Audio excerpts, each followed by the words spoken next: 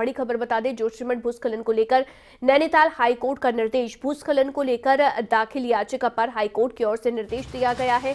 आपदा प्रबंधन विशेषज्ञ को कमेटी में शामिल करने का निर्देश दिया गया। डॉक्टर पीयूष रौतेला, एमपीएस बिष्ट को शामिल करने को कहा गया। भूस्खलन पर कमेटी को 2 महीने में रिपोर्ट पेश करने को कहा। जोशीमठ में निर्माण पर रोक सख्त से लागू हो, ये भी हाईकोर्ट की ओर से कहा गया है कि निर्माण किसी तरह का ना हो, तो ये भी इस आदेश को भी सख्ती से लागू करने की बात हाईकोर्ट की ओर से कही गई है। राव शफत अली हमारे साथ फोन लाइन पर है। शफत, सरकार अपना कैबिनेट की बैठक कर रही है। सरकार की ओर से देखिए लगातार कोशिश की जा रही है लोगों को राहत पहुंचाने की, लेकिन इस समय हाईकोर्ट भी इस पूरे मामले को लेकर सख्त है। हाँ बिल्कुल, देखिए हाईकोर्ट में याचिका डाली गई थी और पूर्व में भी हाईकोर्ट में आदेश दे थे, लेकिन उन आदेशों का कुछ पता नहीं कि उसका क्या राज्य सरकार ने किया। अब क्योंकि खतरा बहुत ज्यादा बढ़ गया और खतरा सिर्फ अवंतिका जोशीमठ तक सीमित नहीं है। खतरा पहाड़ के बहुत सारे क्षेत्र हैं जहां पर इस तरह की तस्वीरें आ रही हैं, तस्वीरें डरा रही हैं।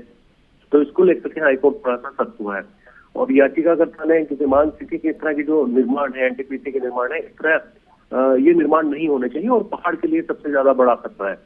और यही वजह है कि इसके पीछे विरोध भी होना शुरू हो गया। एनटीपीसी की जो टनल बन रही है, जो जल विद्युत परियोजनाएं हैं, उनको लेकर के रेल लाइन बिछ रही है। तो कच्चे पहाड़ है उत्तराखंड के, अभी कहते हैं वैज्ञानिक मानते हैं कि कच्चे पहाड़ है और इन पर इतना निर्माण होना अभी ठीक नहीं है। रेल लाइन की बात करें, तमाम सुरंगें बन गई है, रेल की पटरियां बिछ रही है, तो ये भी बहुत बड़ा नुकसान है पहाड़ों के लिए।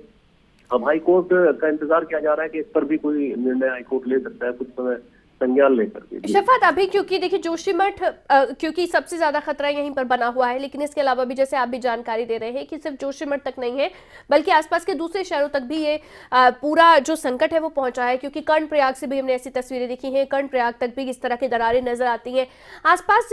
ये जो निर्माण की वजह से अब ये जो उजड़ने लगा है शहर, तो कितने शहरों तक इस तरह के संकट पहुंचा होगा, क्या जानकारी से लेकर अभी है?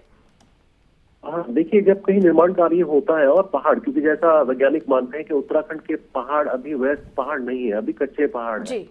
और अभी जिस तरह का निर्माण टनल को लेकर के हो रहा है, जल विद्युत परियोजनाएं लगातार बन रही है, बेहताशा निर्माण कार्य चल रहे हैं, बड़ी बड़े बिल्डिंगें बन रही है, तो लोग भी लापरवाह है। ऐसा नहीं कि सिर्फ सरकारों की गलती है या कंपनियों की गलती है, इसमें जो स्थानीय लोग हैं वहां जाकर के आप देखेंगे तो 6 और 8 मंजिल के लोगों ने मकान बनाए हुए, जबकि वो संवेदनशील और अति संवेदनशील क्षेत्र है।